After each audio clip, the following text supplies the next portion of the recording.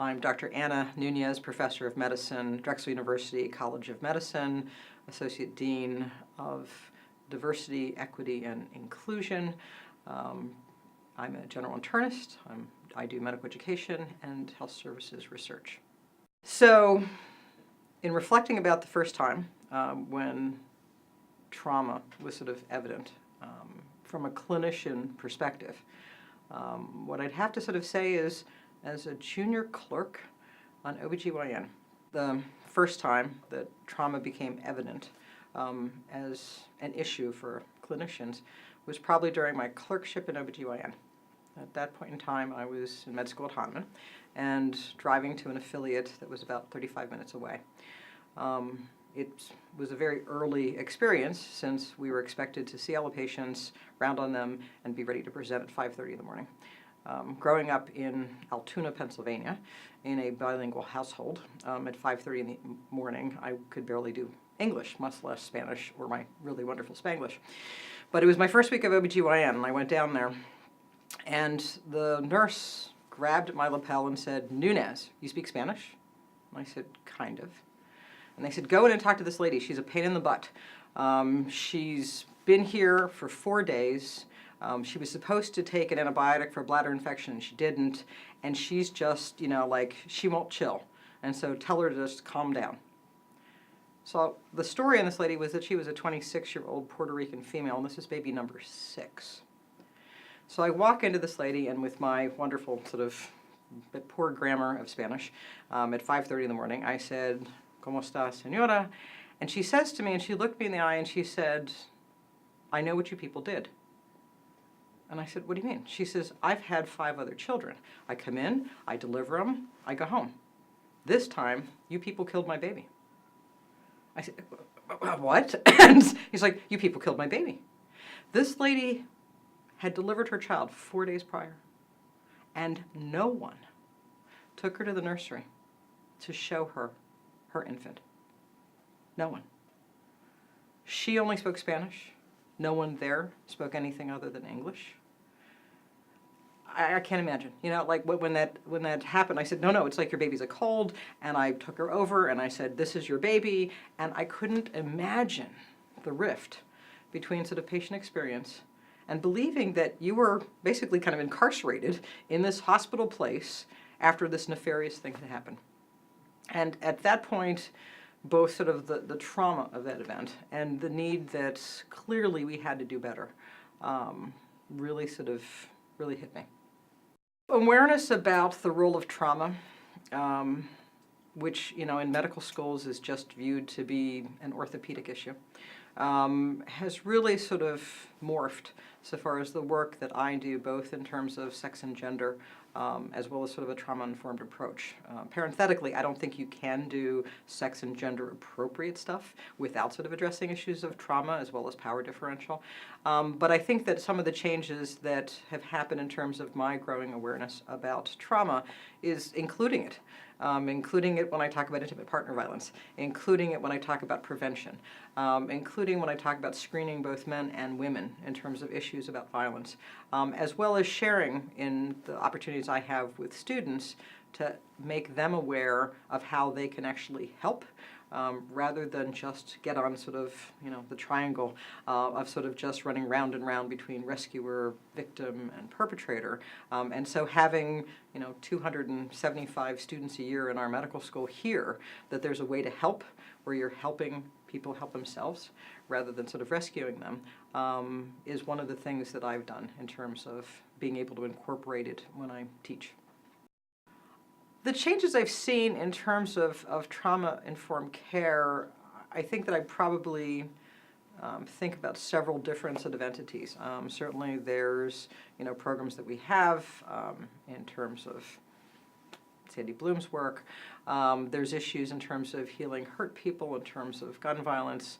There's really institutionalized approaches that our 11th Street Corridor has incorporated, and as a board member of Women Against Abuse, I've seen firsthand people not only understand about issues of trauma, but really sort of go through that certification process to say, from the ceiling to the basement and everywhere in between, this is how we're going to move forward. And the pride when people can sort of achieve that level of certification, knowing that anybody comes through the door is going to be treated in a certain way. So I think important lessons learned. I think the first and foremost is a little bit like saying, is this art? Like, oh yeah, I know what art is. We have it covered. It's good. So we don't think bad things to people, so we're good.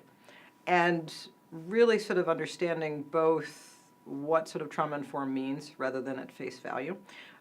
Digging a little bit deeper in terms of issues about unconscious bias and patterns of behavior, because I don't think most people, even if they've come from a stance where it's been sort of trauma-imbued, they say, well, I'm a nice person, and I try to do nice things, and they don't see how sort of the unconscious can kind of propel them to really perpetuate violence. And so I think that one of the challenges with a trauma-informed approach is people say, we purposefully don't do bad things to people, which means we're trauma-informed, which, well, that's part of it, but that really isn't sort of at the meat of it. So I think that being able to sort of see both unconscious bias and actions that sort of create a system that's sort of trauma-informed and kind of doing the work.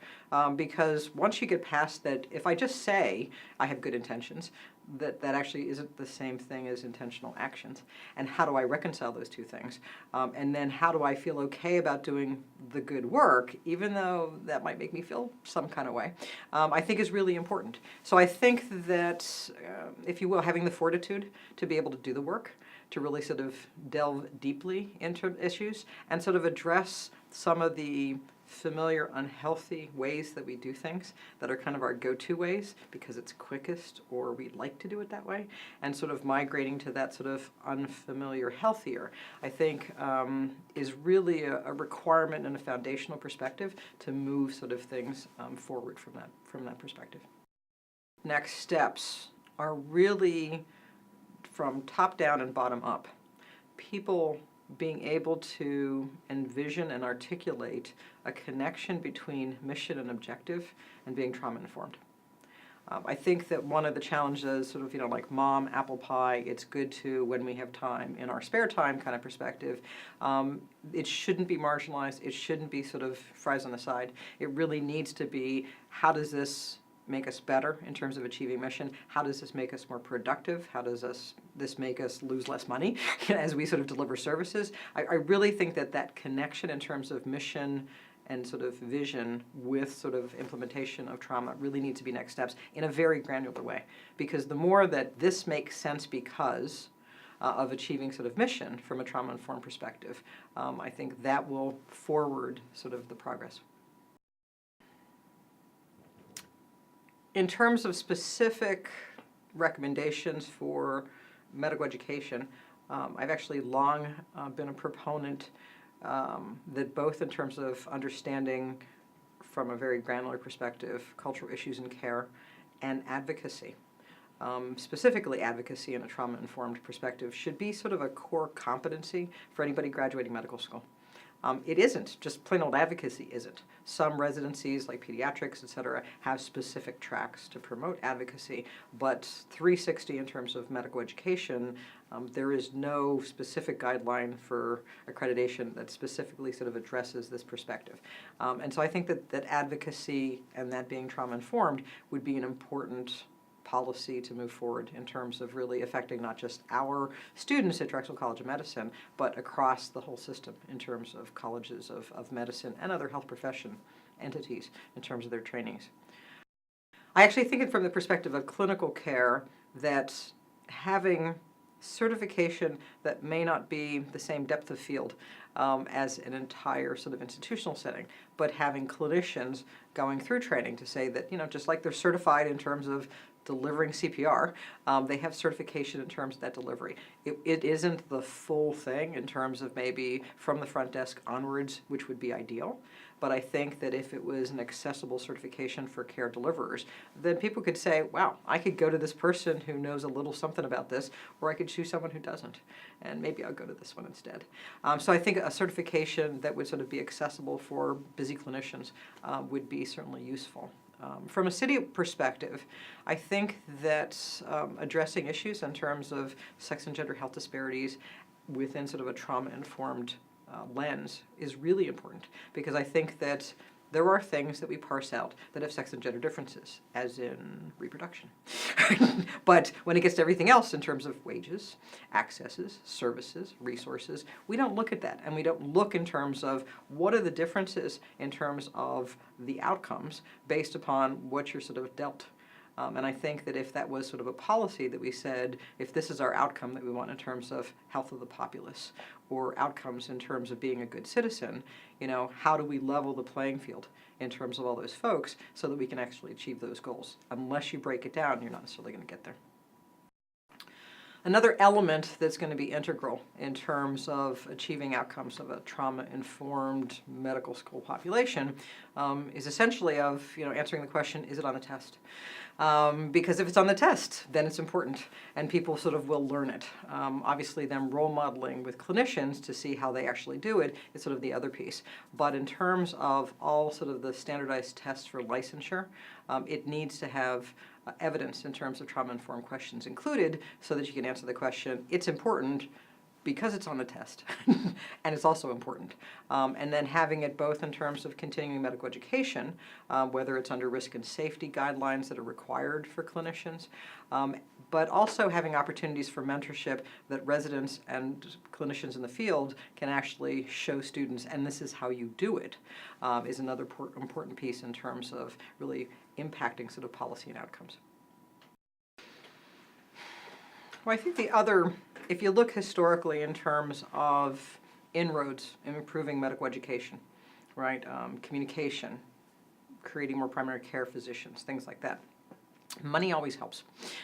If there's sort of some kind of incentive that's initiated by a foundation or an entity that people are competing for to say, we're doing it and we're doing it, right? Communication came into medical schools as sort of a core piece because of Macy competition. Trying to get more people to go into primary care careers came in because of a Robert Johnson sort of foundation incentive.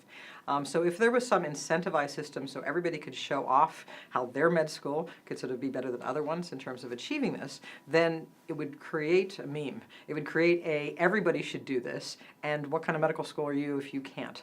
And I think that having that kind of momentum in terms of a trauma-informed approach would be really powerful. I think the element in terms of a trauma-informed approach is it's specialty unlimited. Whether it's an orthopedic surgeon or an emergency room doctor or a primary care or a pediatrician, like everybody can play. What you play with and how you attend to it would have to do with sort of the different disciplines. But I think there's an opportunity that really 360, you can encompass a lot of sort of folks that are in medical education as well as in future disciplines. The best way in terms of encompassing, I think, health professional education in toto. Certainly I'm a big fan of top-down and bottom-up because I think then you cover everybody. But if we look in terms of cultural issues in healthcare, how that proceeded was a lot of people who were working very hard saying, it's a thing, it really is a thing, and really forming larger groups. Getting some opportunities to put it on standards for accreditation of medical schools, getting foundations to say, let's have health professional education summits, getting the federal government to say that there's class standards that we have to sort of attend to. So I think that it's kind of like vote early and often. We need to sort of get it from lots of different fronts, from public, from private, from accreditation, throughout it all, as well as getting a consensus. One consensus meeting that was, I think, brought together by Pew in terms of health professionals and cultural issues in care had nurses, nutritionists, pharmacists, social workers, oral health folks, you name it. It was really sort of a nice, robust group saying, what is it that's true for all of us in the health professions to this, and then what's unique in terms of different elements that we would sort of prioritize it differently. And having those opportunities for people to say, gee whiz, we're all actually doing the same thing, and these things are all important to us. As we move forward towards what's been referred to as team science, having people sort of play together nicely in a sandbox, being trauma-informed there is really important so that you can achieve those outcomes. But also understanding that we're all on the same page is really important if we're going to sort of have team approaches that are going to have outcomes that improve patients' health. I guess I would just reiterate what I said before, which is that it is very easy when we look at solutions for problems to say one size fits all, because then we just fit one thing. But certainly in terms of sort of sex and gender, in terms of relational issues, in terms of violence and trauma, it's really important that we understand that one size rarely fits one, and that we really have to sort of maybe teach one size fits all for our learners, because they need to learn something to get that test question right. But then we really need to expand in terms of the reality of patient, families, and communities in terms of understanding how is it best that works for them. One of the things I've talked about a lot is actually in terms of sort of a culturally appropriate riff of the golden rule, right? So the golden rule is do unto others as you would have them do unto you. That's great if they were your clone, but the reality of it is they're not you.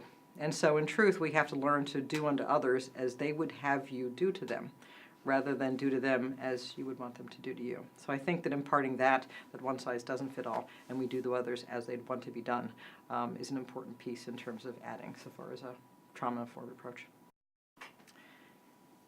10 or 15 years in the future, we'd probably have to add maybe multiples thereof. I would envision actually something that Silicon Valley is toying with right now, which is a uniform income base, which is basically paying people a living wage. Not for fancy schmancy, not for lots of stuff, but just a living wage so that you can eat, pay your bills, and make it, right? Which then affords people the opportunity to do other things so far as productivity. So maybe it's multiples of 10.